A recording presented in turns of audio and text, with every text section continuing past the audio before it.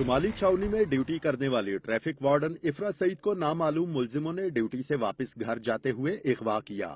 بدھ کی صبح ring road کے علاقے کرول گھاٹی میں افرا سڑک کنارے بے ہوشی کی حالت میں ملی تو مقامی لوگوں نے ریسکیو کی مدد سے مغویہ کو کوٹ خواجہ سعید ہسپتال منتقل کر دیا۔ ہسپتال انتظامیہ کے مطابق افرا کے جسم پر تشدد کے نشانات موجود ہیں، تاہم حالت خطرے سے باہر ہے۔ مغویہ نے پولیس کو دیے جانے والے بیان میں اپنے دیور غلام مرتضی پر الزام عائد کیا کہ جائیداد کے تنازع پر غلام مرتضی نے اسے اغوا کیا۔ پولیس نے افرا کی بہن فوزیہ بانو کی مدعیت میں مقدمہ درج کر کے 3 ملزموں کو گرفتار کر لیا ہے۔ دوسری جانب چیف ٹریفک آفیسر طیب حفیظ چیمہ نے افرا کے ساتھ ڈیوٹی کرنے والے ٹریفک وارڈن عامر کو بھی معطل کر دیا۔ عامر پر الزام ہے کہ اس نے افرا کے متعلق اہم معلومات ملزم غلام مرتضی کو فراہم کی تھیں۔ کیمرہ ٹیم کے ساتھ اسرار خان، دنیا نیوز، لاہور۔